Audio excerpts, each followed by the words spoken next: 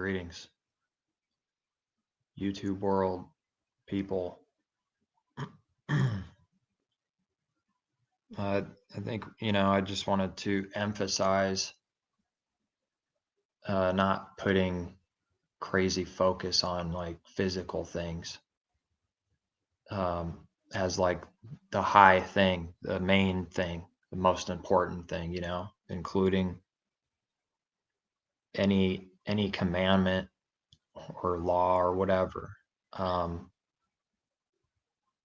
not going to say it's not important at all, but it just seems like it's so easy to become prideful and stuck up, which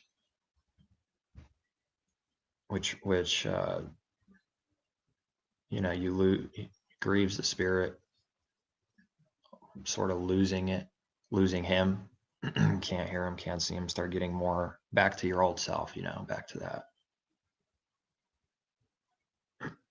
How do you explain to people that the commandments are important, but they're the physical, literal things, and and I've said this in the other videos. That's what Paul, I think, was really trying to get the people to understand, that if you walk in the Spirit, you're not going to be sinning. Obviously, the sin is important. If you walk in the Spirit, then you won't complete fleshly, lustful things, which is all sin. All connected to carnal flesh, that's sin. So there's how do I explain it? While there's more people now, it seems like, looking at these things, looking at YouTube and online world, searching, that there seems to be more people bringing up the fact that the commandments didn't just vanish, but out of all the people teaching that, I think there's quite a few maybe, that take it to a level like the Pharisees did, which ruins everything, which you're not walking in the Spirit, you're just relying on yourself. If I do this, then I'm righteous, then the Father's going to do this for me, and it's all up to myself, And it seems to me, when you're walking in the Spirit, the other things just don't seem to matter as much. It's not that important compared to that, because the battle's not physical, and it's not like what we read in the Old Testament scriptures, kind of like a physical representation of everything that's spiritual, all of it. But at the same time, Messiah never broke those commandments, and since he's the perfect example of how to live, obviously, if he were right next to you today in your room, wherever, talking to you, and some person's teaching that, it's through faith, which it is, but then they go out of their way to say the law sort of vanished, I'm pretty convinced, with the understanding I have, is the Messiah would rebuke you. So would Paul, so would the disciples, but at the same time, not becoming prideful and self-righteous about keeping commandments and physical things. It's like being obedient spiritually is the main thing. And all the spiritual sins in your mind, in your heart, something that most of Israel, they just couldn't grasp. They couldn't do it. It says, where is it? Deuteronomy, somewhere in there, first 5 books, that they're supposed to circumcise their heart. That's like a part of one command, to circumcise your heart and have the law in your heart, something like this. And they couldn't do it. So you better be watchful, careful, and see if you haven't gone like a Pharisee, with his commandments. Just no more spirit, no more hearing him, no more following in the spirit. Not sinning in your own mind to yourself and other people, like the main thing, so you can keep his spiritual law, keep his commandments this way. But it's kind of hard to explain that is true, what Christianity will say. Sometimes what they say, not everything they say is a lie. We walk in the spirit. I keep the Sabbath day in the spirit, even though I don't believe most of them that say that they actually have found that true rest, but maybe some of them have.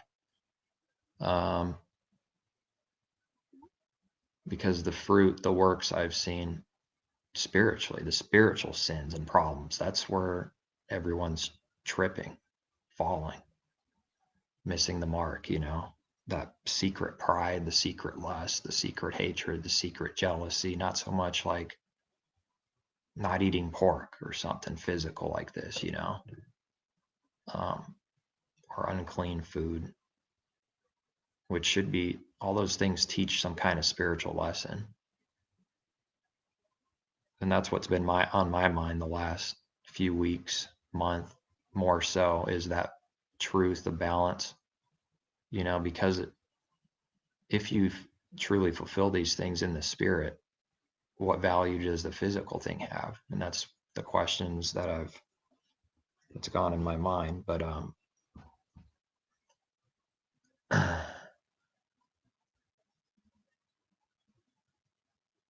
I guess that's what Paul's letters are for, but I don't think too many people have a 100% proper understanding on his words given to him to write down.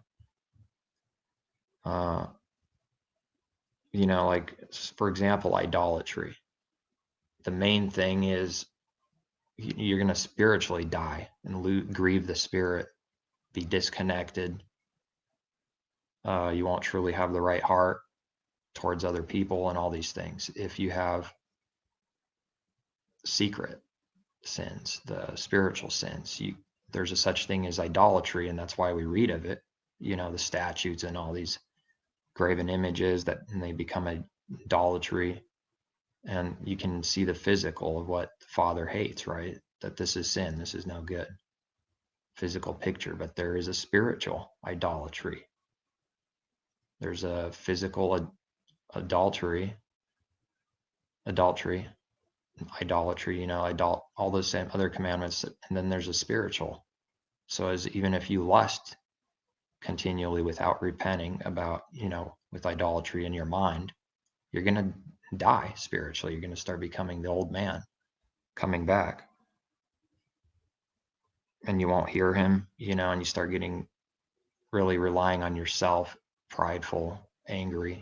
These are always true temptations, I think, for those that want to keep his way. You should know what I'm talking about. Don't be caught up in that, making like some physical commandment to be above everything else. You know what I'm saying? Including the food laws. You don't become righteous by you doing that and nobody else is, and you're like, look how good I am. You have to be careful with that. Because at the end of the day, I don't think the Father places that as something that's above all these other spiritual things,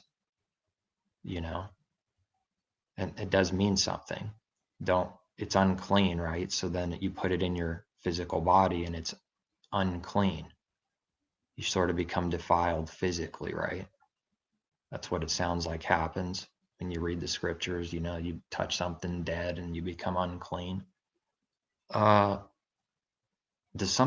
what I asked before. Does something actually happen to the Israelites when you touch a dead corpse, like a human or something that's longer? You have to wait like 7 days before you're clean again or something. What actually happens there? I don't know that there's any physical thing that happens. It's definitely spiritual, has a spiritual meaning, and it is spiritual in some way. All these things are, but the physical only, though. Is it just you're unclean because he says you're unclean, but there's no real connection, nothing really behind it. You're unclean because I say you're unclean, the Father says, if you touch that. So what it represents is why it's more important to me. Why that command would be important is what it represents. Not to touch the unclean thing and he'll receive you. Now, some people are using that verse to say as a proof for commandments not going away. Touch not the unclean thing, but Paul's being spiritual there. That's what my spirit is saying, and I've always seen it like that.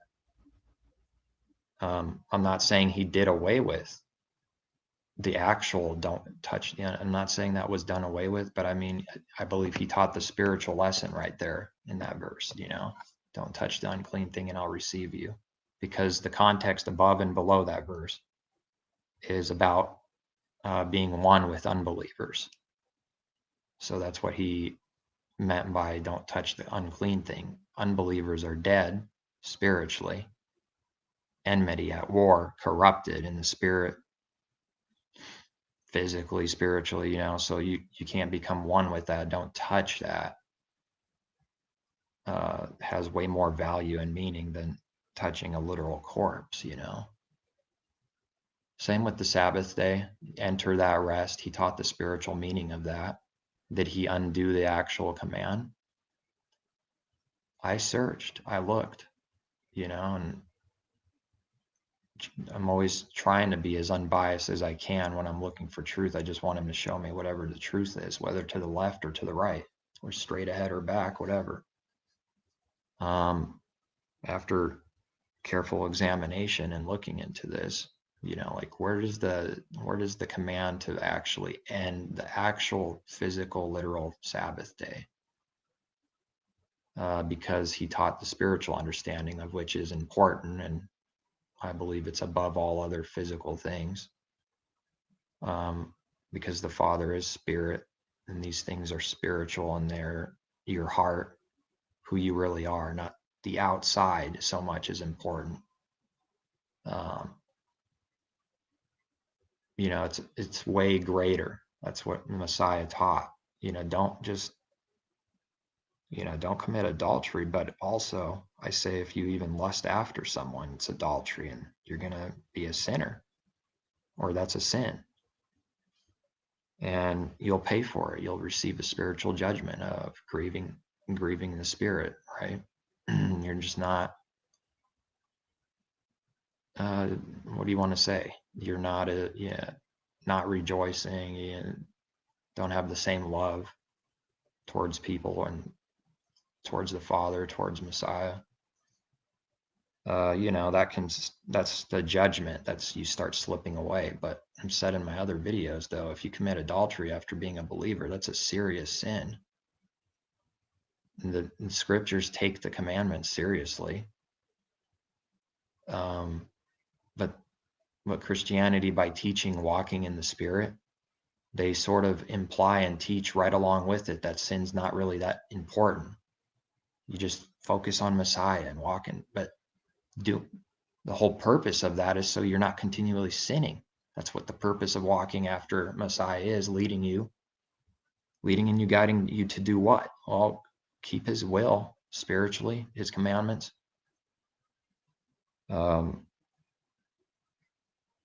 Don't covet is like it's like straight up spiritual only. Like you can't really physically covet. That could lead you to doing don't steal.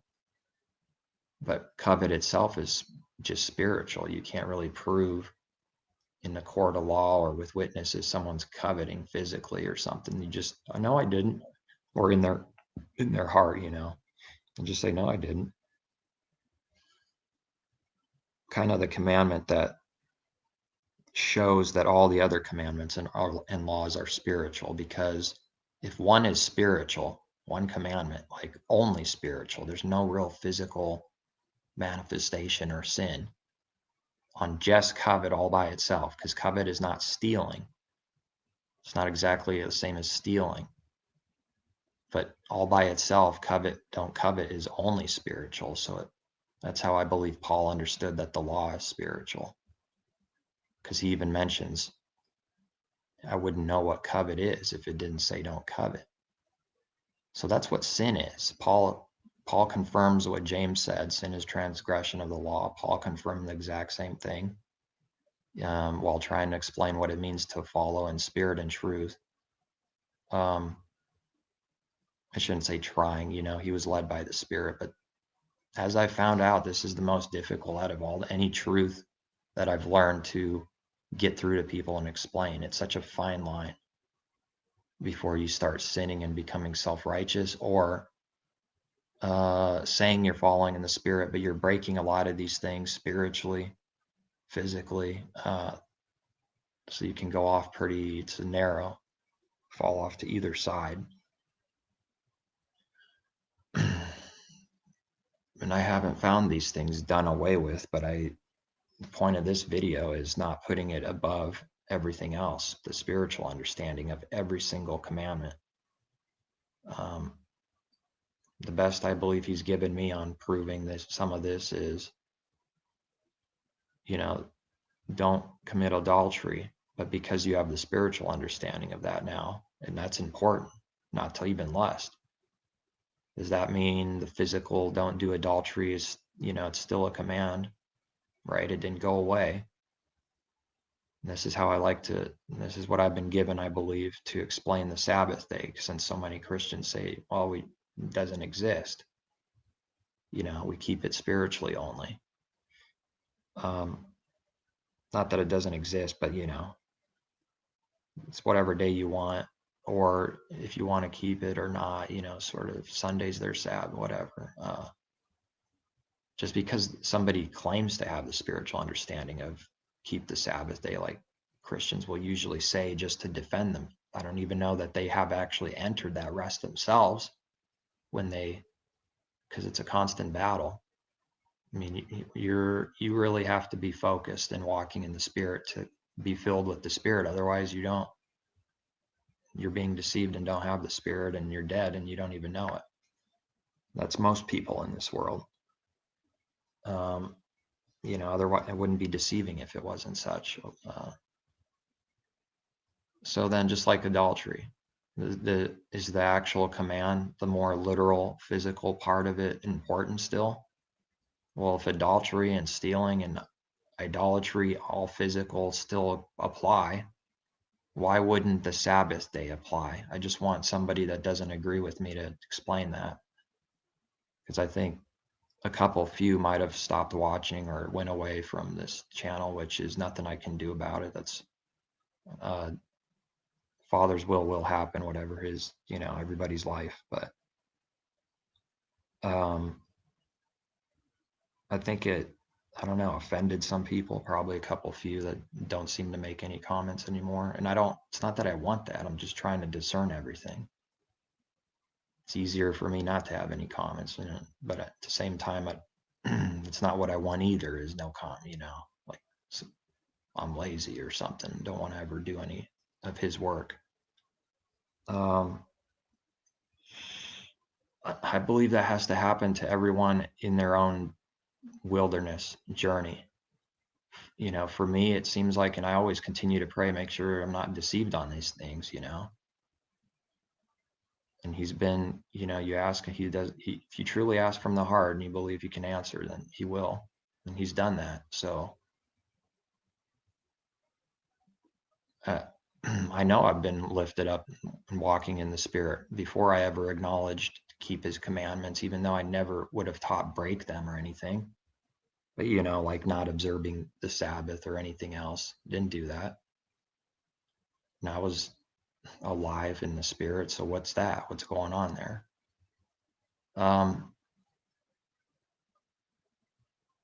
So some people are claiming that they don't have any Spirit if they're not keeping every single command. It's not true. I know my life. I know my experience. I didn't even cross my mind to ever keep a Sabbath day before, just for 7 years. And I had ups and downs, everyone does, but I've been moved in the Spirit alive, like just like what we read about eternal life, And I really don't have a good way to explain it, because the physical things have never been that important to me, but that for some, this is where he led me though, seeking truth. It seems like I can't undo it or get it out of my mind. For example, I don't want to break these things. I just don't want to do it. I feel like that's where he led me. I don't want to break the Sabbath or the other days if possible. I know he's merciful, and it's pretty hard in this to keep his calendar perfectly in this world, because if all these things are true, which is still a little mind numbing to me, and I'm questioning how important is it? Am I going astray by making the Sabbath so important, the actual day, and trying to know exactly when it is according to his calendar? Am I doing wrong by doing that? Focusing on the physical, on what I'm doing and how good I keep his. But at the same time, if I don't care, I see some hypocrisy though. Like, I'll never pray for Father to make a way to keep his days so I could just do the best, be obedient because I want to. If somebody doesn't have that in them, I think that's wrong too, because at the end of the day, many will be found lawless in lawlessness. Now, their simple statement, which is a quote, so it's not a false statement, walk in the Spirit like they claim. He did away with the law, so we walk in the Spirit. Then there shouldn't be many found lawless on that day, because this is concerning believers. It's already known that someone who doesn't believe anything all their life, they're already judged, condemned to go into judgment. Okay, so it's not speaking of the world. And when it doesn't or can apply, which it always does, but it's not, it's way at the bottom, because there's not much else to say about unbelievers. They just don't believe. Okay. Now I'm gonna lose my train of thought. Unbelievers. But yeah, for believers, I'm always, if I'm not sure about something, I admit it right away, and I just want to keep asking until it's settled about any truth.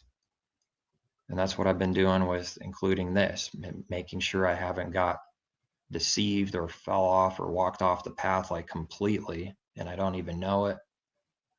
I want to make sure that's not what's happening. So I'm asking, did I do something wrong? Did I do the right decision by trying my best to keep the Sabbath and his other days? Should I put it at the forefront, or just, and it's not what I even intend to do. I don't want to think about that all the time and make it so important all the time. I want to actually, walk in the Spirit, help others, teach others, be a light in the world, in real life here, not just YouTube. Knowing that I'm keeping these things spiritually, that's my primary.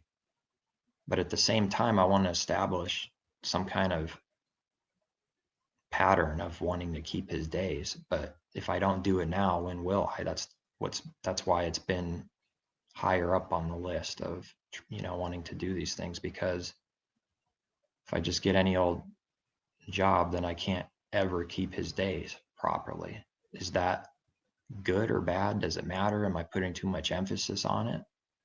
I know what the church world would say. Of course I am. Skip it. Just join church Sunday and praise the Lord. I know what they would say. These are questions I'm asking him, our creator. Because the lunar, trying to keep the Sabbath, for example, because we want to, because it's a sign and it says remember to, and there's not one verse that says it would go away. Sabbath is mentioned many times in the New Testament, but not concerning keeping or breaking, either way. The closest verse I know is in Hebrews. So a Sabbath remains and that word's slightly different though than, he was speaking spiritually though there too, it's a spiritual lesson on Sabbath.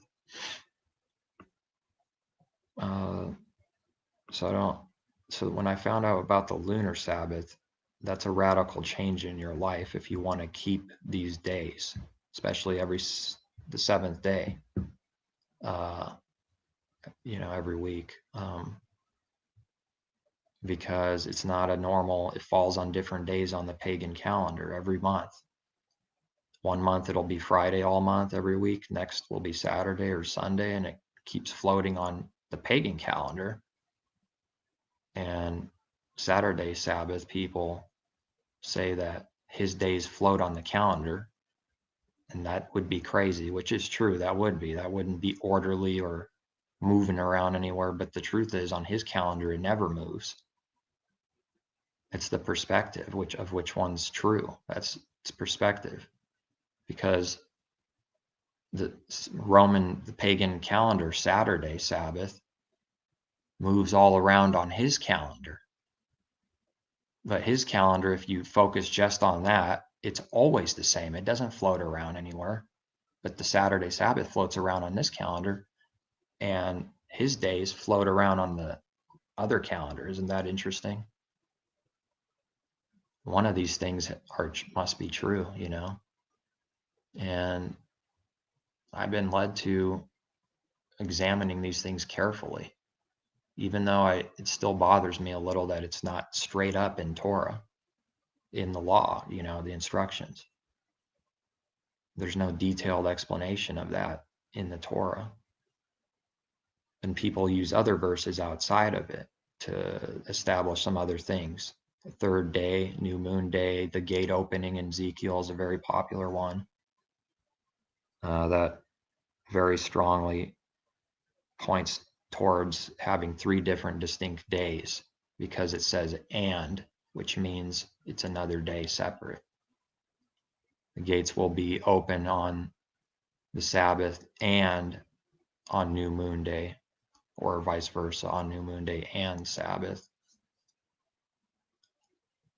So there's definitely people seeking this truth. Most of them will agree that the feasts are based on his calendar, but what they do is take the 7th day out of that and say it's based on a pagan repeating cycle that was created not too long before Messiah was born with the Julian calendar. What's even more revealing is that the farther you look for history back, like 300 BC, 700, it starts getting scarce it's just far back, but the more I've looked into it and the farther back you try to go and look into these things, I've been convinced all the nations used to have a lunisolar calendar based on the moon, sun, stars, the way it was from the beginning. But that this didn't take a separation and go in some other way at the beginning, and 100 or thousands of years even after. I think many of the nations still had it.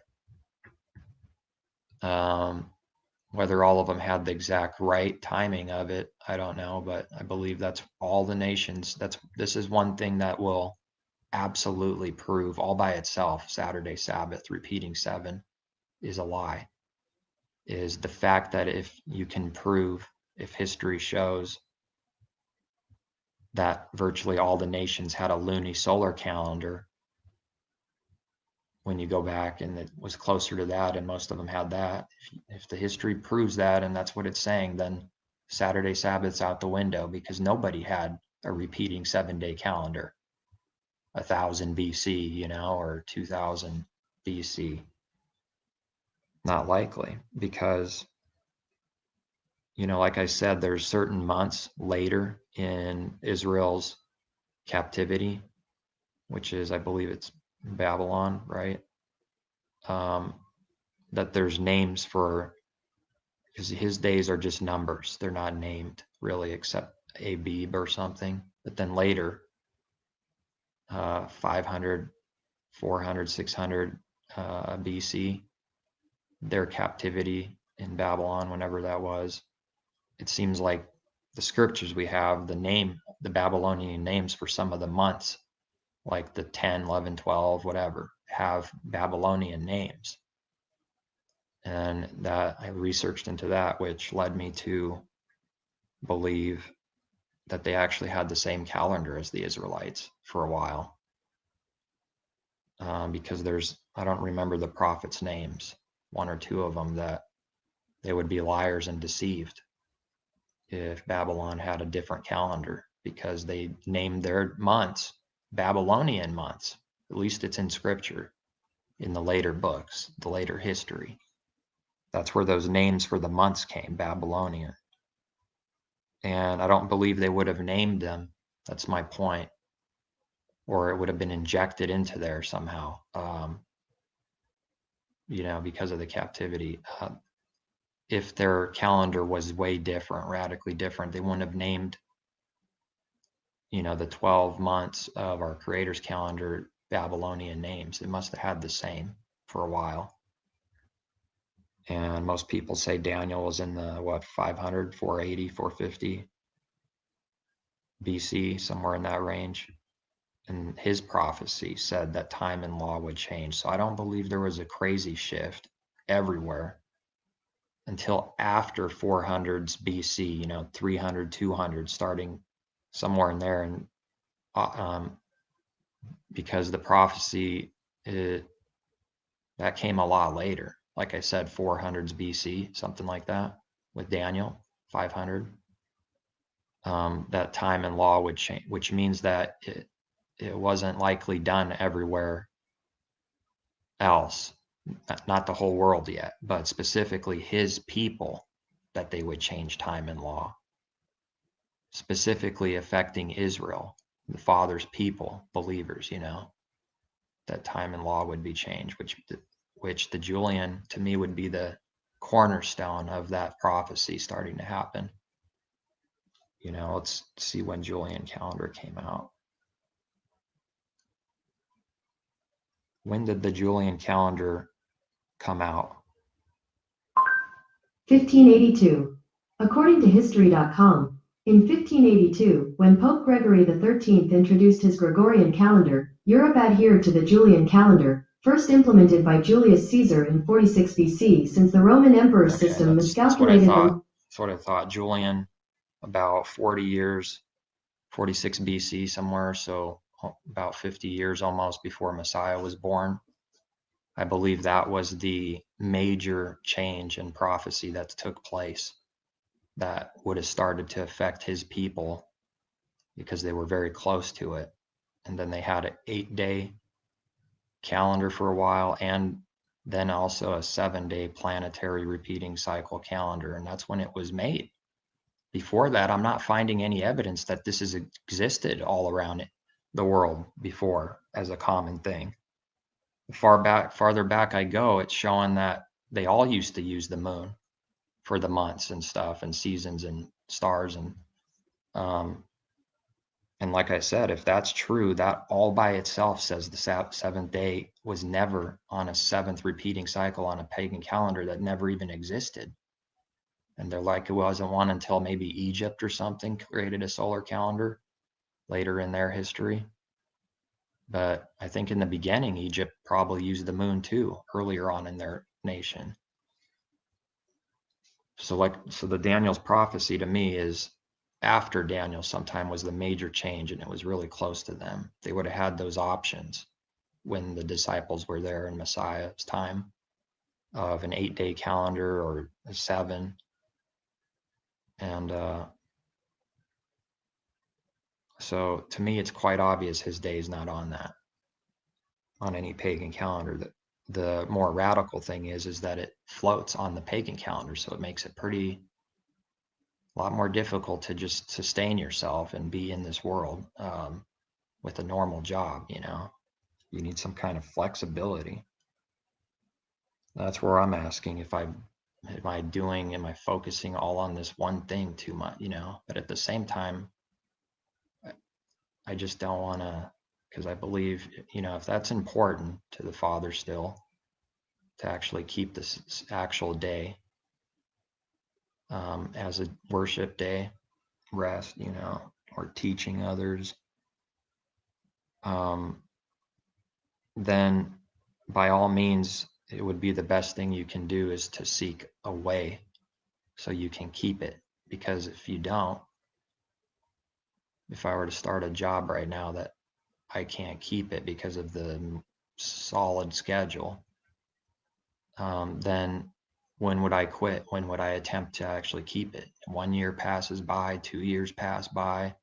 Hard to just say I'm leaving, you know, looking for another job in between. Be better if it was solved right now, and that's what I'm hoping happens.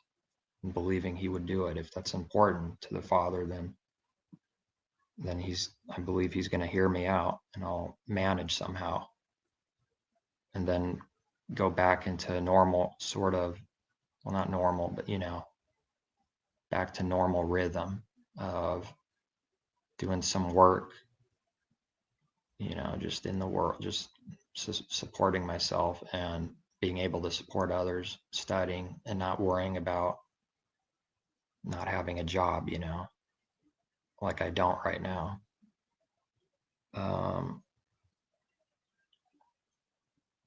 So I'm wanting to believe that he's going to fix that for me now and not 3 years later or something. Make a way right now so that I don't have to keep breaking it for another year or 2 years, 3 years. And that's where I've been led, you know. I believe the Spirit led me to this point. I don't know that anyone is ever going to know until his coming the exact way to keep it. You know, the timing of the first month of the year, there's going to be some variances with people who keep the lunar calendar, the heavenly calendar. There's conjunction, there's first sighting of a sliver, there's full moon. Then not only that, there's when is the first month of the year? Is it with barley or is it timed with the stars like I believe? And if there is a pattern that I have found, someone gave me that video going in detail of how using a couple stars, specifically one, and where it is beyond the horizon or above, you know, at sunrise tells you whether you need a 13th month. But who came up with that information? That's not in scripture. Specifically, details. Follow this star. Time it like this, you know. So I want to try to figure out where did that come? Who found that out? That by doing that, Spica or something with the moon, right as the sun is just about to rise, wherever that star is in relation to the moon tells you whether it's a first or 13th month, a leap month. And doing this, it looks like it keeps it in the seasons if you follow the heavenly calendars, what I found on some video that someone gave me, you know, Michael Shabbat or something. But some things that disappoint me with some people that maybe have found some pretty big truths is that I haven't seen, you know, I've seen a lot of people in some kind of more nasty spirit. Even the one who makes those well done videos, and it might just be the absolute truth. The heavenly calendar he's using, which is based on the heavens only. It tells you when to add a month and all these things. His response to some, you know, I haven't seen much humble anything, just severe resistance. Like, I don't know that anybody can know 100%. Maybe so, maybe, but people who came across spiritual, you know, that they seem genuine by their comments. And his responses were just kind of stuck up, like not even remotely humble enough to sort of see their side or ignore the question a little bit, don't go into detail. You know, I'm not condemning anyone, and just discerning even some of those who seem they're, you know, and that's what the main point of this video is some people are getting so extreme with what they think they found as truth with the true names, which I don't know that anyone can know 100% absolutely that it's pronounced Yahuwah, even though that's what I believe, and I'll use it. Although one I'm subscribed to said that the Messiah called him Abba and Father so much, he always called him that. So, and I like that idea, because even though I do believe that's pretty close, if at very least it's better than Lord, Yahuwah. It's probably close, but do we 100% know for sure? I don't know that I'll say that. I don't think I'm going to say that. Same with the Messiah's name, Yeshua is probably really close, if not the right way, or Yahushua. Some are starting to say on YouTube everywhere, taking down Yahushua as blasphemous. I've seen some nasty stuff. That's what I'm trying to say. With Lunar Sabbath, with the names, that people think they know 100% and they become really prideful and nasty, saying that all believers who use Yeshua and Yahushua are false, that they're prideful and they're extreme in their hatred, and sounds like they're talking about themselves, is my best discernment.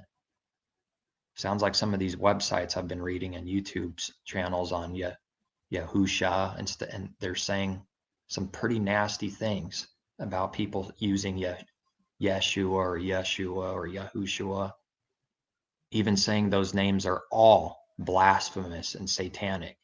Man, I sure hope they got the right name.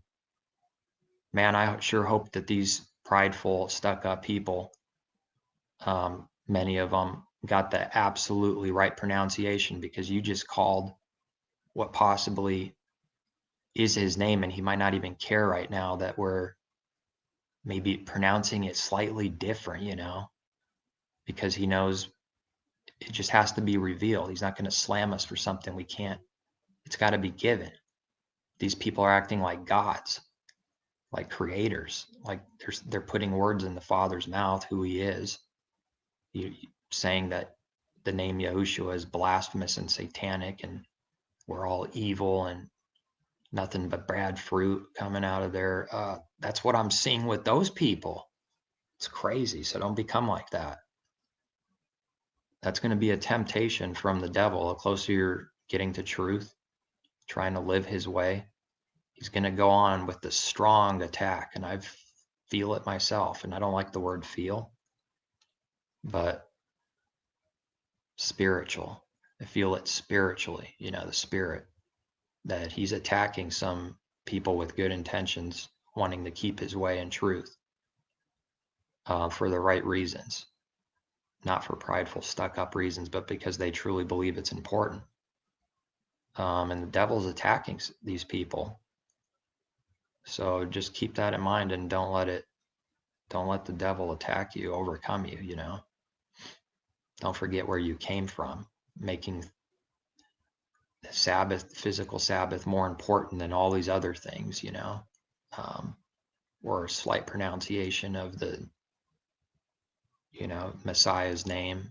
Well, like what I'm seeing, even though I've exposed lies and Christianity's lies for a long time that I truly believe are lies, I have to be careful too on how that's done from the heart,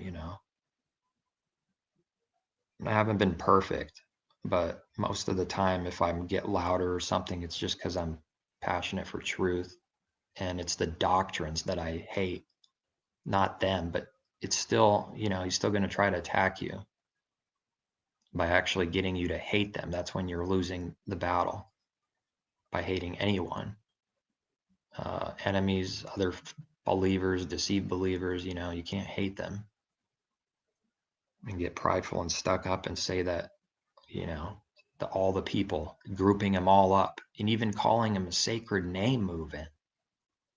I read some disgusting stuff I found on the website like yesterday on Yahusha, that they call the others using the Messiah's name as sacred name movement, but they themselves are not. Total hypocrisy, man. really nasty fruit works I'm seeing with this stuff. And I know why it's happening. Because a lot of these people were probably genuine in the beginning, but it's starting to attack them. You know, the devil's going like, if he has 5 gears, he's shifting in hard with that 6th gear, you know, shifting in hard to that 6th gear for the people getting closer to the truth and doing his way, working his way. I see a massive violent spiritual attack from the devil. That's what I'm seeing all around everywhere, online, YouTube. Just the way, discerning the way people write and stuff. And I've been, you know, I've been sucked into some of that.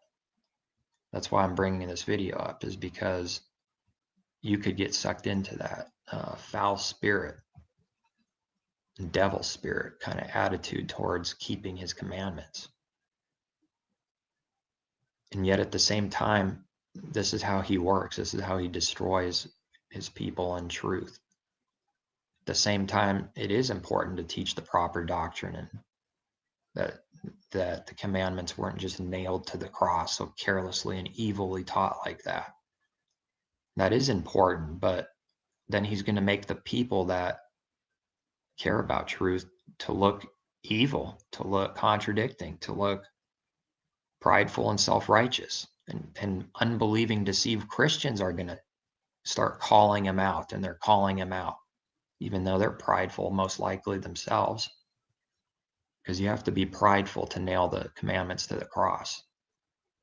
That's automatic pride. Anybody that believes that. That's what I've found. If you can make the person that's advertising someone look stupid, they're going to connect it to the product and throw the product away with the person. And that product could have been truth and valuable. Just a carnal example of what's going on with his truth, the attack that's happening. It's pretty nasty, man. These are other spirits, you know. And I'm seeing it with people that have a lot of truth. I'm seeing it with some people that have a lot of truth. Some of their comments, some of the things they say, it's like, it's foul to me even, some of it, some people. But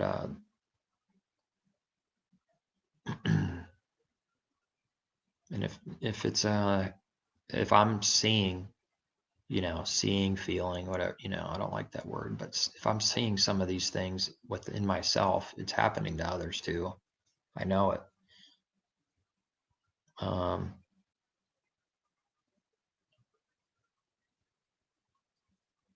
Because, you know, we know the truth now.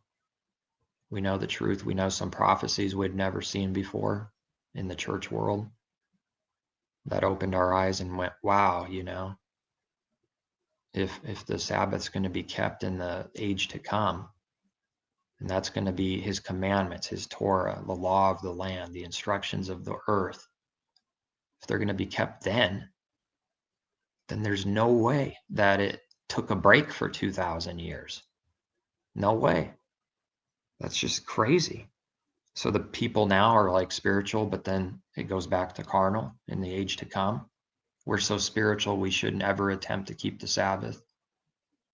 Is kind of the attitude, you know, most believers have. But in the age to come, everyone's carnal now. Now you have to keep a physical. Where we were too spiritual in this age, the church age, to ever keep it. You see the problem with that? From one Sabbath to another, from one new moon to another. And that verse all by itself, 1 or 2 verses there in Isaiah, I think, all by itself confirms that all of Christianity's foundation is wrong, because they purposely and knowingly do away with it. And they teach it as truth. Isn't that amazing? If you could just perfectly see with eyes and ears, one verse, it could do so much. It could reveal so much and destroy a bunch of other things, other doctrines, Christianity's doctrine. they talk about Paul and they talk about these things, and they've been taught for 2,000 years how to be snake about it, how to be a snake. And, none of them are deceived the last 2,000 years with Paul's writings. This is another way that the Father has shown me. I hope you could see this. Another interesting, different way of seeing truth from like the negative side of things, if that makes sense. Now I'm going to lose my important thought. Seeing truth from the negative side of things concerning the Sabbath. What was I going to say? That they teach people all these things 2,000 years, 1,700 years since Constantine, whatever. And they've gotten good at it, right? And they know all these things. 1,700 years. No Christians, none of them, are deceived on Paul's writings, nor is Peter's prophecy an inspired word that came, inspired words. I think it's Peter that came to him and what he wrote down. Peter's completely wrong, and it doesn't apply to no one. Did you connect that yet? 1,700 years of church doctrine on Paul doing away with these things. Just you read it, can't you see it? It's simple. Yeah, we don't keep that stuff anymore. It's done away with. 1,700 years. Not one Christian would ever admit or say, "Oh, I'm deceived. I don't understand his writings." They're easy to understand. Nobody says they're hard to understand. The average Christian, not people coming to more truth. It never even crossed their mind like, there's more to Paul's writings. I read it. We're saved by grace. It's simple, and we're all done. Can you see that? 1,700 years of no one believing or actually having a hard time understanding Paul's letters. No one. It's not hard for the Baptists. It's not hard for Lutheran. It's not hard for Apostolic, anything, Orthodox, whatever. It's not hard for any of them. It's never taught that his letters are hard to understand. Some of them. So that's from the negative side of things, which means that what Peter said has no benefit, prophecy, or value. And when he says some who twist his the scriptures, his writings, that there's going to be some that twist his writings to their own destruction, and that untaught, unstable men will do this, as some of his writings are hard to understand. When was that ever true in Christianity? Never. But coming to this truth, his truth, the Father's truth, that the commandments didn't disappear. Now we can see why and how powerful those words are. You get what I'm saying? Coming from the negative side. Now we have something to point and explain. Look what Peter said. Don't you believe it? Can't you see the problems? It's hard to understand some of these things. We can point to what that is specifically. Christianity can't. It's void. That verse means nothing in Peter. And that's not how his word and his truth work. When he says something, it's true, and for the most of all of the world. What's another one? Example like that? I'm not sure right now. Coming from like the negative side of things, seeing what kind of void there is. I had something in mind, but another thing came up. Jerusalem will be trampled until the Gentiles are fulfilled, come to an end. Can you see the problem with that? It'll be trampled by Gentiles all the way until the end. So that verse doesn't mean anything to the whole entire church world. What's that mean? Nothing. Because there is no Gentiles trampling Jerusalem. Those are his original chosen people. Therefore, making that prophecy 100% void, with no meaning and no prophecy. He's wrong. Messiah was wrong when he said Jerusalem will be trampled by Gentiles till the end, till the time of them be fulfilled, which is his coming. That's when Gentiles stop getting called, according to that specific, way of the Father plan. And I had another really good example too.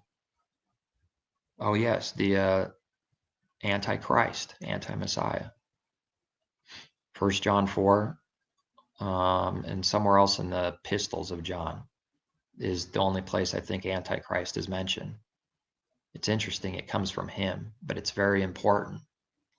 They're extremely important. And James is a simple, straight to the point kind of guy, which I love, because he just tells you flat out. There's no refuting. There's no even remotely thinking anything. Look, if you keep his commandments, you don't love him. The Father's not in you. Simple. Faith without works, oh, it's dead, just like the body without the spirit is dead. I love it. Very powerful little book, James. And all his word is true, but I'm just giving a little more emphasis on it right now. He just says it how it is. You don't help somebody on the street, you walk by him and have a nice day. Yeah, you think the Spirit could do that? Nope, you don't got the Father in you. You're a liar, false, deceiver, antichrist. So then another way, the third explanation on coming from the negative point of view is the antichrist. When he says there are many, I'm going to read it right now. I don't care that this video will go on over an hour. It's just the way it is.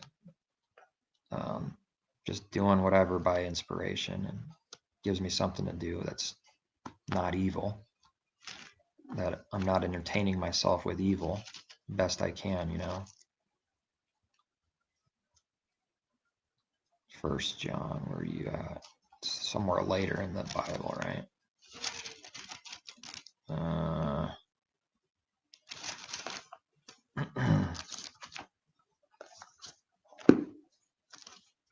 I admit I'm not as good as some theologians by opening your Bible right to the right chapter and verse, you know.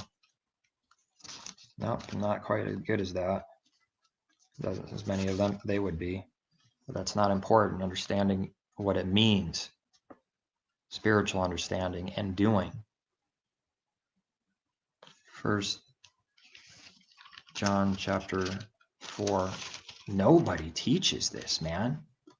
Now, when I say things like that, it doesn't mean literally no one, but nobody teaches this. This is something the Father gave me a while back. And I was in shock and disbelief how simple I could see it once he gives it to you. It stands out as like, wow, nobody teaches, nobody knows this, nobody teaches this, you know, what's going on here? First, your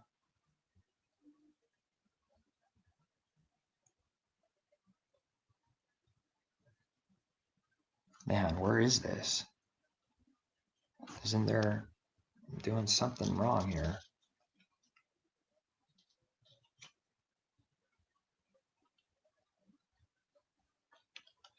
Oh, here we go. I'll read that anyways, even though I'm in the wrong spot, I think. From whence come wars and fightings among you? Come they not hence, even of your lust that war in your members? Ye lust and have not. Ye kill and desire to have, and cannot obtain. Ye fight and war, yet ye have not, because you ask not. There it is. That's not the only place it teaches that. Ye adulterers and adulteresses, know ye not that the friendship of the world is enmity with Elohim? Whoever therefore will be a friend of the world is an enemy of Father. Do you think that the scripture saith in vain, the spirit that dwelleth in us lusteth to envy? But he giveth more grace, wherefore he saith, Elohim resisteth the proud, but gives grace unto the humble. Submit yourselves therefore to Elohim, resist the devil, and he will flee from you. Draw nigh to him, and he will draw nigh to you. Cleanse your, these are true sayings. This is from our perspective. I believe in the almighty, powerful sovereignty of the Father. But you actually do have to be inspired, moved to do what the scriptures say. You do draw nigh to him, but he's calling you. That's what's going on from the top of things, from his perspective. Draw nigh and he will draw nigh to you. Cleanse your hands, ye sinners, and purify your hearts, ye double-minded. Double-minded means you don't actually believe what you're asking or praying for. Or other examples, double-minded. Be afflicted and mourn and weep. Let your laughter be turned to mourning and your joy to heaviness. Where's that? Proverbs, Psalms, all over the place. Why would he quote from the scriptures if they weren't true? Humble yourselves in the sight of the Father, and he shall lift you up. Speak not evil one of another, brethren, which is what many people are doing, and I'm trying to be more careful myself. Many people with the, finding out more of these truths from his word, his truth, they're doing this. They're speaking evil of other brothers, even calling pronunciations of his name blasphemy and satanic. Isn't that wild? It's pretty evil, man. And the hypocrisy is pretty strong too, because Yahusha is the only one that's directly connected in my mind. I don't know if it is 100%, but like Beyonce's like personal devil. She calls him like Shah, S-H-A-S-A-H, Shah. And for Satan, it's Shatan, S-A-H. And now you got everyone, YouTube world, everyone, so many people, quite a bit, blasting those who say Yahushua or Yeshua.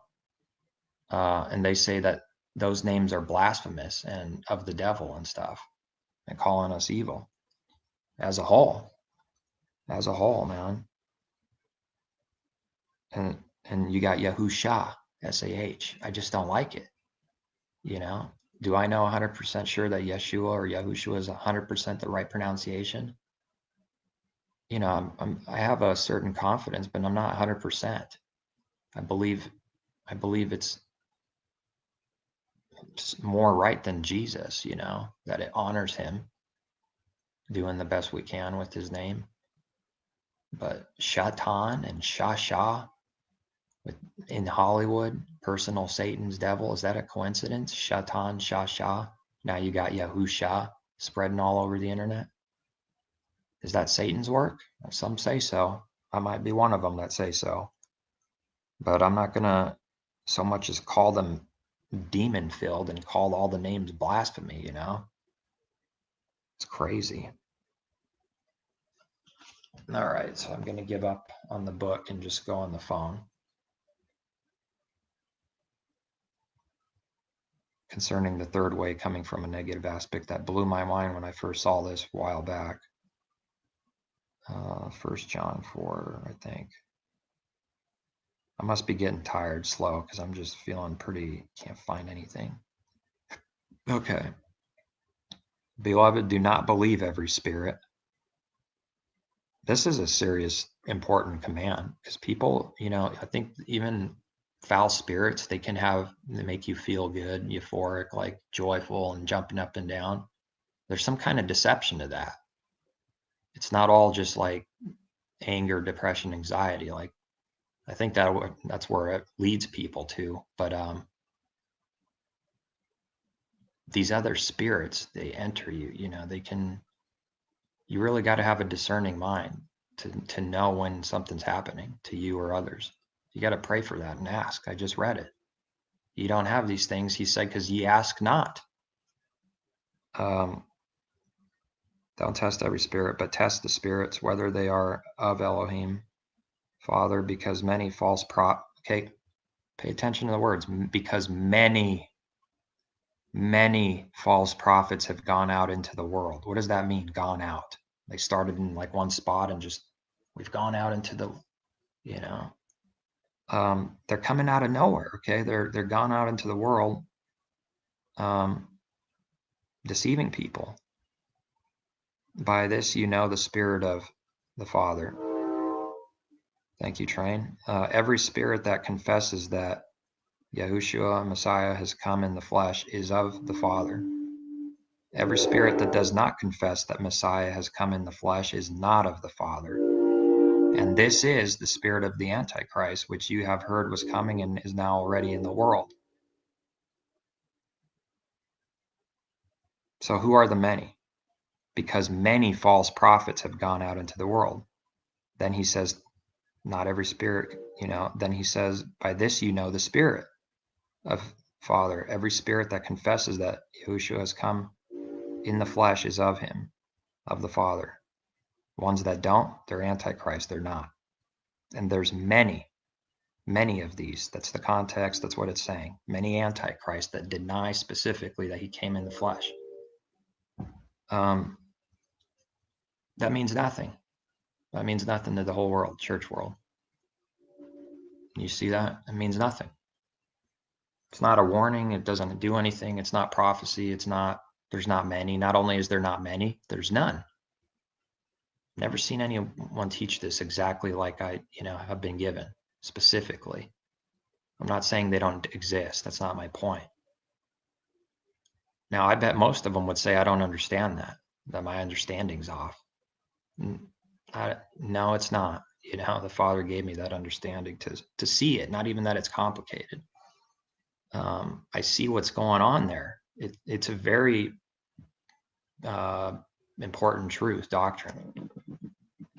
And he says there were already many back then. How much worse now as we're closer to the latter days of the last days? Or at the end of any nation, when it starts getting corrupt, there's always going to be a lot more false How many are there now than back then? Now, who are the many?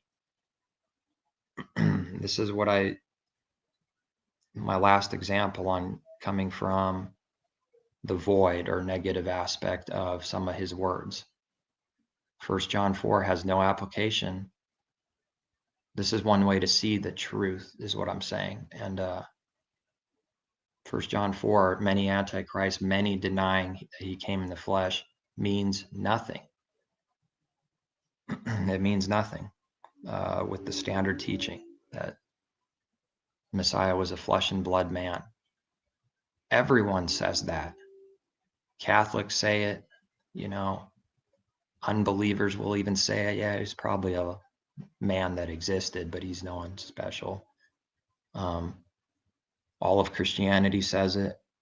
Nobody says he was a spirit floating around. So then what is that verse talking about? Those verses. To who does it apply and where are they? They don't exist. So what's that verse for? Why is it written down? What is that? Who's it warning? If there's none now, where are they? Well, John must be wrong. The Father's wrong. He says there's many Antichrist, specifically many who deny that came in the flesh. So where are they? They don't exist, because their understanding of that is, well, we believe he's a flesh and blood person. There it is. That's it. That's not what it's talking about. It's talking about Christianity. It's talking about Trinitarian doctrine. A Messiah that came from divinity, not in the flesh. He came from divinity. And he is, God himself, the Father, or co-equal God, He's God. It doesn't matter. That's what they say. This is an Antichrist. Now, I know that's going to make people's hair stand on their head.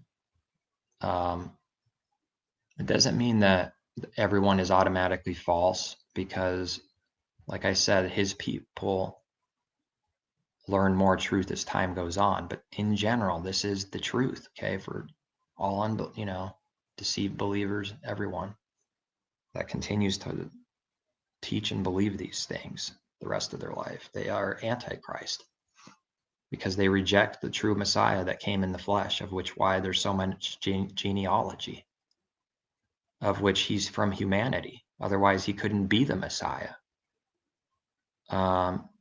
He's come in the flesh, natural way. Otherwise, he couldn't be the sacrifice for humanity. He would have nothing to do with them. He wouldn't be the perfect example, because he would be God, and we're not God. So we wouldn't follow after the first true example.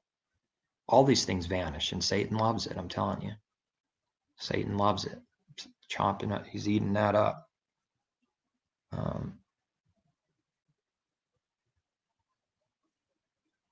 For where envying and strife is, there is confusion. There is confusion in every evil work. James 3:16 there. Man, that's so true.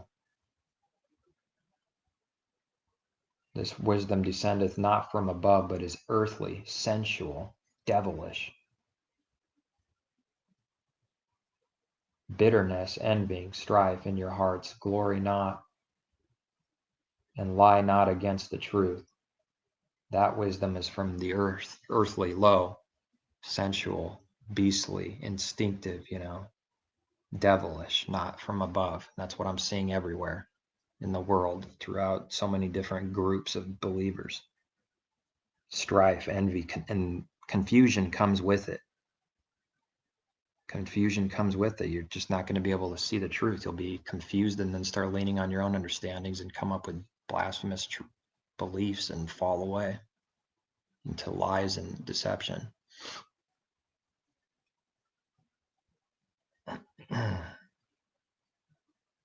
So yeah, we can't be like that. But anyways, now we can see who the many are, though, that are Antichrist. What am I supposed to do with that? Ignore it, never mention it, because it's blasphemous to them, because it pretty much says the whole church world's lying.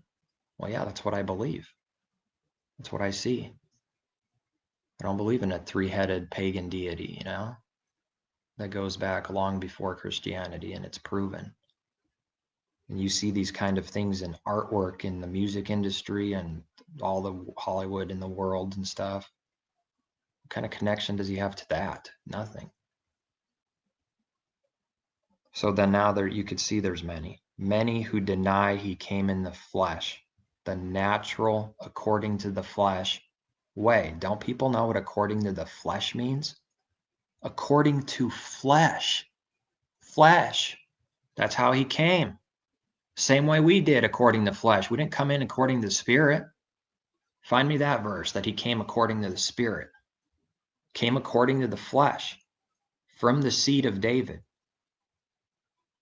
Physical, literal line. Literally, blood related to David, and Messiah being on the earth, being born, raised up, literally related to humanity, but specifically from the tribe of Judah, David's, descendant. You can't even say descendant without already knowing what that means. If I say such and such person out in the world here is the descendant of whoever, they should and already do know that they're physically, literally related, according to the flesh, passed down, Man, they think that's a blasphemy, man. But scriptures teach it plainly.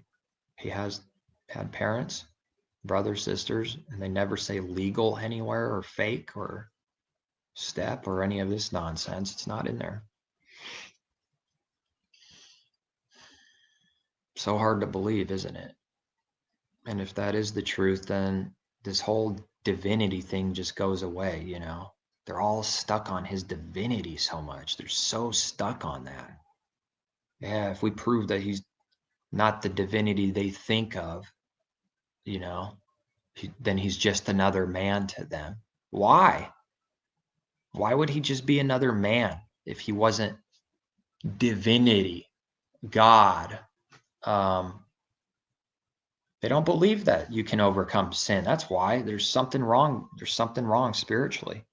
It's connected to this doctrine. They don't like it. They hate it. And his people hate the other ugly truths they have. I'm telling you, because you can't hate the truth and be his. They hate this truth that I'm saying. They passionately hate it. That I say that Messiah is not God, the creator, They use one or two verses falsely and don't understand what they mean. That the divine nature, the Spirit was in him fully, Where does it say that he's divine and came from divinity? Nowhere. Nowhere. Where does it say there's an incarnation? Nowhere. How come only Matthew and Luke just briefly skim over this major miracle that supposedly happened, Incarnation, seed from God, sperm from God, not from humanity, but from divine. He came down, came down as like a seed, and then the Father impregnated Mary, and then he was born. Nothing to do with humanity. Mary's just some vessel. That wouldn't be his mom or parents. She'd just be some vessel. That's all. Not the true parents. Blows my mind, It's because there's foul spirits attached to it and they're in them. Because the devil hates that truth, because he is Antichrist. He is the center of anti-Messiah, the devil. All of this is happening so that the false Messiah comes and he wants everyone to believe it, to deceive the whole world.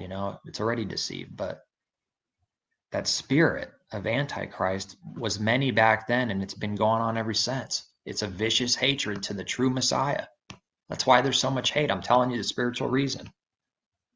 I'm giving you the best I have on the spiritual reason on why they hate this truth, because they have foul spirits in them. And they are Antichrist themselves. That's why that verse and verses are so important. It exposes them right away. I don't care what teaching they have, how much they smile. They're Antichrist if they believe that. Automatically, just according to his simple word. Those who deny he came in the flesh, now are they going to deny it? Who's going to deny it? No one. Not a single believer that says they believe will deny he came in the flesh.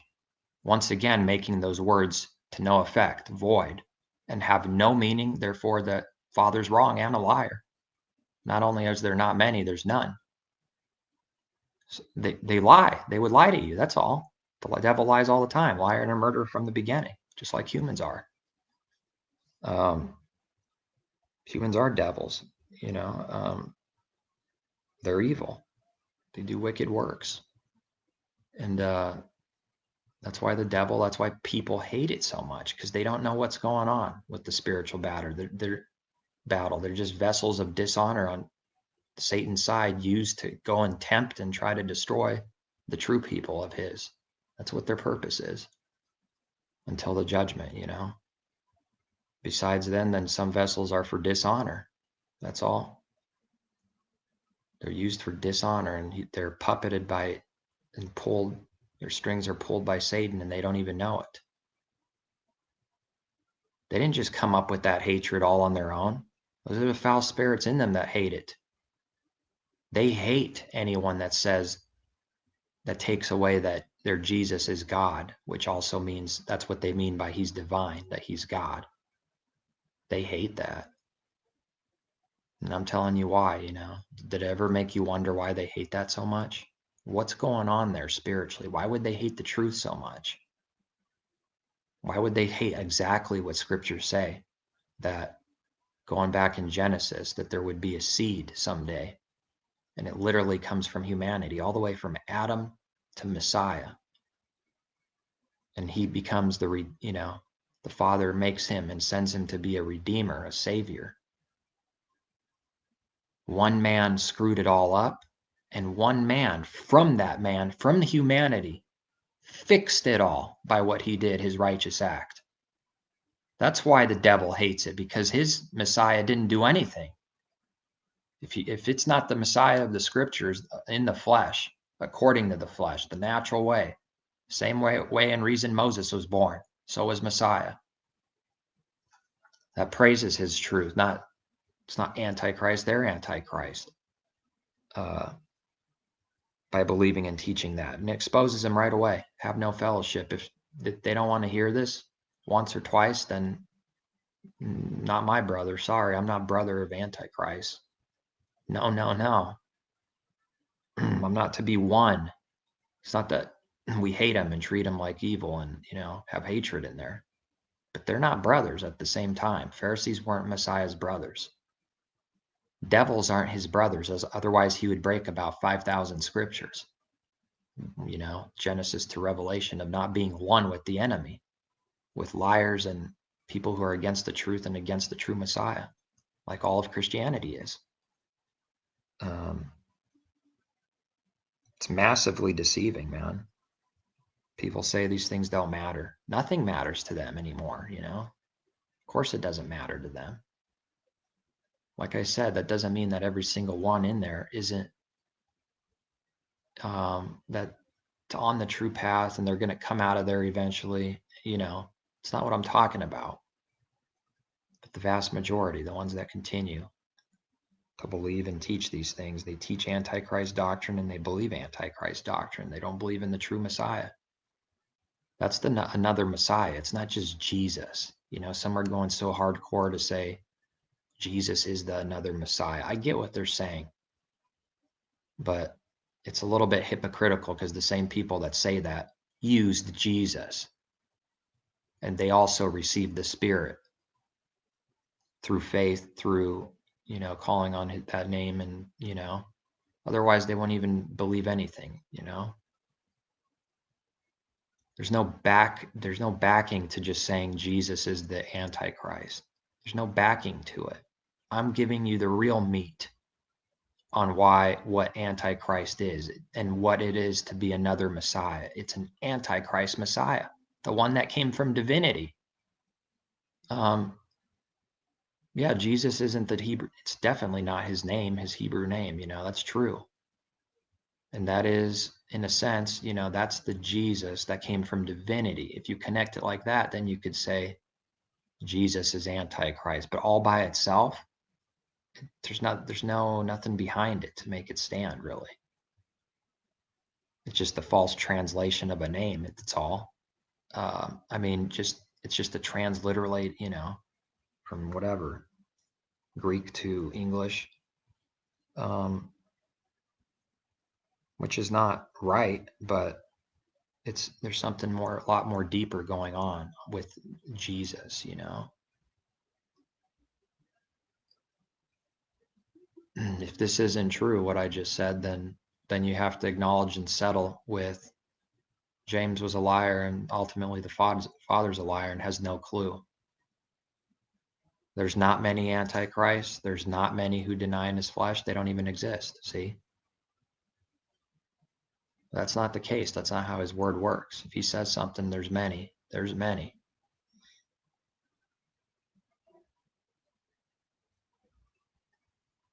So that's a big problem, and it's, that's something the Father just has to give you. People are rock hard about it. You could tell them, but it's not likely going to sink in right away. And show them that this is not, because like I said, there's an attachment to the Trinity in general. There's a strong spiritual attachment because they're worshiping Satan. That's why. They don't know that. But a Trinity is just another pagan deity connected to Satan, ultimately, and it distracts and pulls you away from the true creator, the Father. That's why they're attached. That's why they hate anybody that exposes Trinity, because it's the devil getting angry that they're getting exposed and showing you the truth. Pretty amazing, pretty bizarre. Pretty bizarre. They don't even know why they love it so much. And they can't even admit that they love it, that they're attached to Trinity and many other things, Doctrines, it's all attached. You have foul spirits come with them. Immortal soul.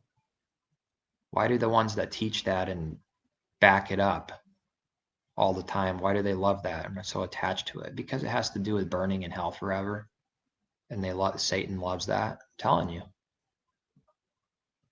Vast, severe minority on what I believe and have been shown, because people want people to burn forever. That's what Satan wants to think of the Father, as some evil, cruel creator that will torture immortal souls with no end. That's why they love that immortal soul. That and the serpent said, "You will not die." Okay, it's coming from the serpent. That's all. It's from the Satan. Satan says you don't die and have immortal souls, right in Genesis. And that snake was cursed, and the Father cursed it, and and he hates that evil, you know. It's not a lover of evil. Messiah called them snakes, serpents, because their father is the devil and they worship. Do they understand how deep that is? That he called believers devils and they worship the Father, their father, the devil. Do they not connect that to believers today, Christianity today? Just because you say you're a believer, it doesn't mean you're not worshiping the devil. They don't make that connection, do they? Devil doesn't want them to see that connection. He only went to the religious people that claimed to believe to expose them, not atheists. He taught sinners, you know, but he exposed and called out the snakes for what they are. Only believers that say they believe in God, Abraham, Moses, the same way Christian. I believe in Jesus, God, and Moses existed. Yeah, but you worship the devil. No, you're evil heretic. Okay, don't believe your scriptures then. Don't believe it's possible that virtually most of believers worship the father, the devil, their father, the devil. Who does that? The many. Most of his people in Jerusalem. Few believers. Many called fake believers. And there's only two kinds of people in this world. You follow the Father, do his will, follow the Messiah, get to the Father through the Messiah, you do what he commands. And or you worship the devil. That's it. It's that very simple. So if you're not a true believer, you worship the devil. That's all. By default, whether you like it or not, or know it or not, you know, no one's going to admit it. The Pharisees didn't admit it. Could learn a lot from the Pharisees, you know, Messiah and Pharisee battle. None of the Pharisees admitted that they were snakes. They said, we're true people. We're true people. Goodness, man. Sometimes the trains just obnoxiously honk way more than they need to. It's insane sometimes. I know they do it on purpose because they don't need to do that. There's not a crossing every 5 seconds here. But it is what it is, you know.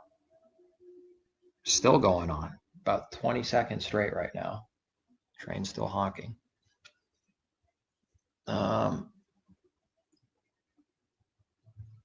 That deceiving world we live in, you know. And that's why I believe Satan also hates his Sabbath day and his true days, because it really does confirm who you worship, you know. But it doesn't mean that you can be, doesn't mean you're of the truth right away, even if you do that. Because I've seen some nasty comments, like I said, for people who, with names and stuff, what they're claiming. And they believe in Sabbath and everything, and still see nasty stuff coming out of them. So no, it doesn't mean automatically that Pharisees kept the Sabbath day. Don't forget that. They were taking the day off, you know, and they were all devils.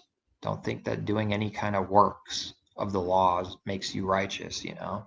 It's all about the who and what you are.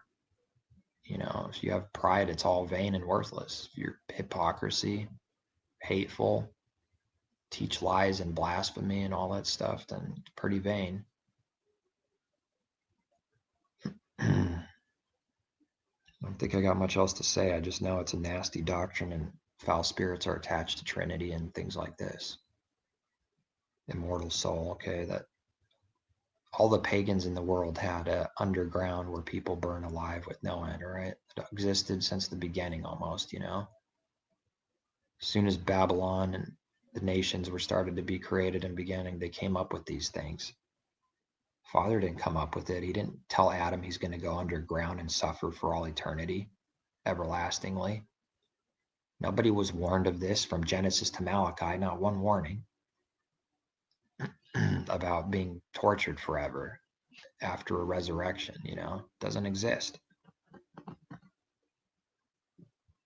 And And Satan also deceived and came up with that biased translation of everlasting, eternal, and forever, you know. This is all his work. Contradictions, that's all he does.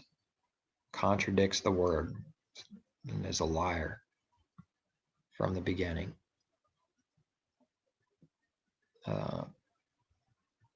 Animal sacrifices, all these things, you know, they're not literally going on now. You know, no animals are involved.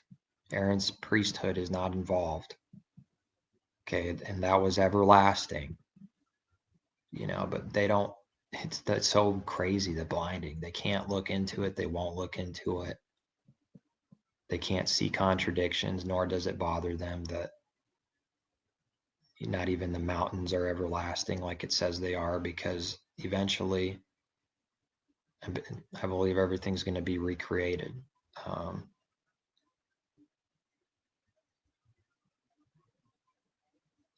Like it says, after the 1,000 years are finished, it comes to an end. So some kind of change takes place afterwards. So many things so many contradictions. It's just nasty. They don't look into. One word, man, one word. Satan works like that, just crazy. That's the devil, evil. You know, everything the devil does is aggressive, violent, murderous, lying, uncaring, unloving, unmerciful, torturing, brutality, hatred, lust, idolatry, speaking lies, deceiving people, prideful and puffed up and self-righteous beast. All these fruits are of the devil. Okay, so torturing people in flames is of the devil. It's satanic. It's a doctrine of demons. Teaching the truth here. There's a reason why it says doctrines of demons. That's not some kind of weak statement. That's a powerful, nasty truth, you know, the doctrines themselves. They're not just any lying doctrine. They're doctrines of demons. They gave people ideas and dreams and nasty things to do, okay? The devil came up with hell of burning people alive in flames forever. It's satanic. That's why Satan's connected to hell so much, you know? Some devil horned red being, you know, mocks judgment, gets the whole world to believe the Father's going to do some unimaginable, everlasting work by giving people bodies that feel pain but never are consumed just for the sake of torturing them forever. That's satanic. It's where it came from. These are the kind of truths that you can't have unless you surrender and deny yourself and seek truth and want to do his will. Christians won't be able to believe this. They won't be allowed to. They don't bother me. It doesn't bother me anymore, you know. In the beginning, a little shaky, you know, but then, you know, this is not anymore, not for a long time, you know. I believe what I believe, and it's set, it's foundational, easily proven in scripture. And just morally, just with whatever understanding we've been given, even wicked people know that's evil, and not even they would do such a thing forever. It takes away the light, the good news. It just turns it into, what does it turn it into? Just satanic, just evil. And I'm just, you know, my spirit just is frustrated. It doesn't like it. It's aggrieved in a certain way. You know what I'm saying? It's just so nasty, man. It's such a nasty doctrine, man. So many people believe it. So many people that seem to have even coming to truth, they still believe that, you know. I'm not going to condemn them for doing it, but I'm not going to not talk about it ever either. It's a lie. It's a major lie. What does Christianity say? Can you believe this? Can you hear this out for a second? Pay attention to this, because it does warn about doctrines of demons. So Christians must have some kind of doctrine of demons that they could tell people to warn of. Ask what's a doctrine of demon for Christianity? What is it? Well, they have to make up something. You know what doctrines of demons are in Christianity? The Father being love and good and merciful, that his mercy never ends. That's a doctrine of demons. Love your neighbor as yourself, helping someone out of trouble. They claim that's who they are. That's what they're supposed to do. But in the resurrection, that just goes away completely. It's a doctrine of demons that anybody's going to be corrected, punished, and reproved. That's a doctrine of demons to them. How can something so good, so beautiful, be a doctrine of demons to Christianity? What does that say about their heart? Who are these people actually? Who are they? Are they not devils and demons themselves? Could only a demon say such a thing with strong conviction and belief and defend it? Could anything else other than a demon, devil spirit do that? I don't think so. Only a devil could say that the Father's intentions for humanity are good and no one's going to suffer forever. They call that a doctrine of demons. Can you hear that? Can they hear themselves? That's like helping a neighbor or saving somebody's life and saying that's a doctrine, a work of demons. Same thing. Same logic, same reasoning,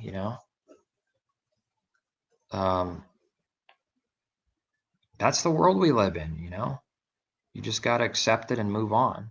That's the world we live in. You're not going to find many people that are like-minded and agree with you and believe that. Not too many. You're not going to find many that understand the spiritual words of our Messiah, that they are spirit, and we understand the spiritual meaning of these things and how they apply right now in our life, this very minute.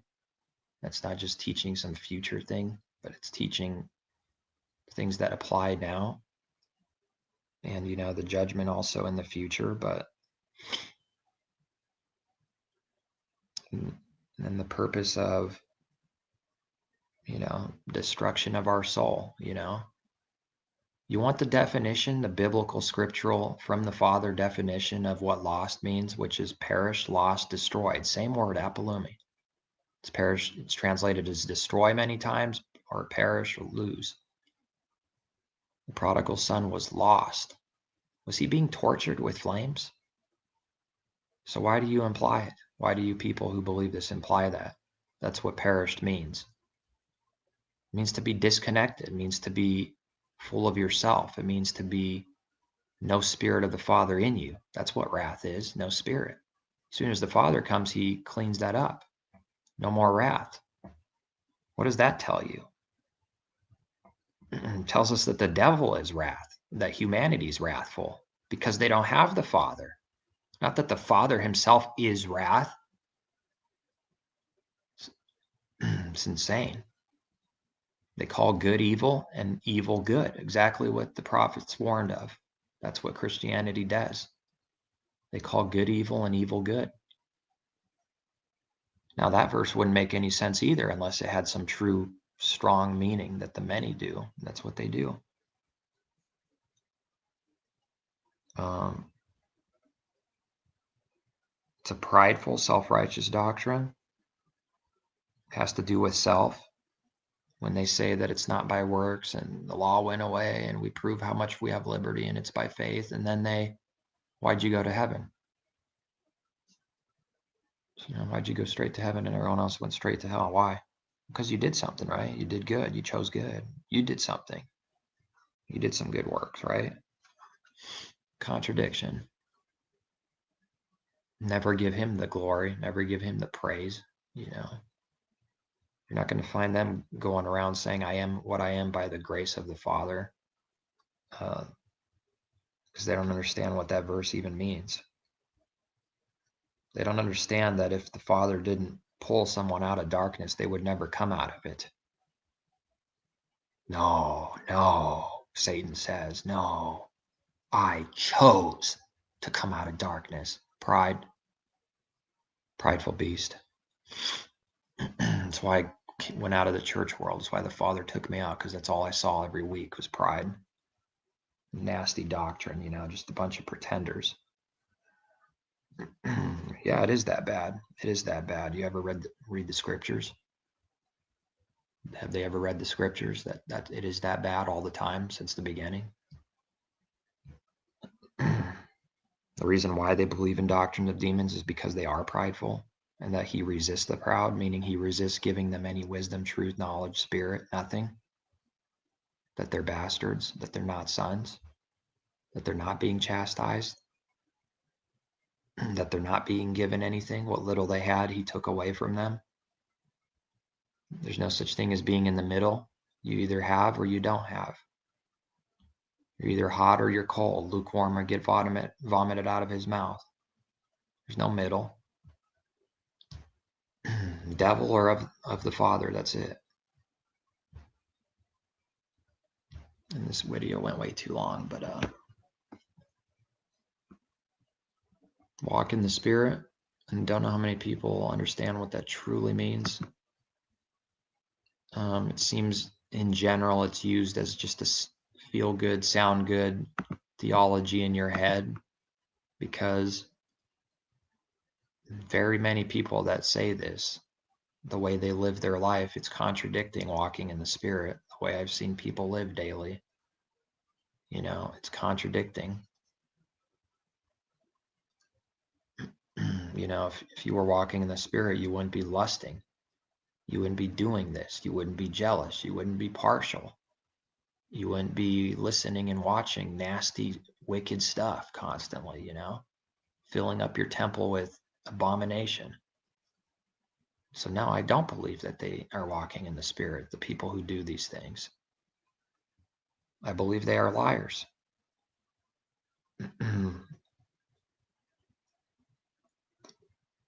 Amazing how his people are accused of certain teachings or the way they teach, judgmental. How about Paul? Let the Father be true, but every man a liar. Wow, that's really judgmental. You called the whole entire world, ever was, ever will be, all people now, in the future, in the past. Wow, how judgmental.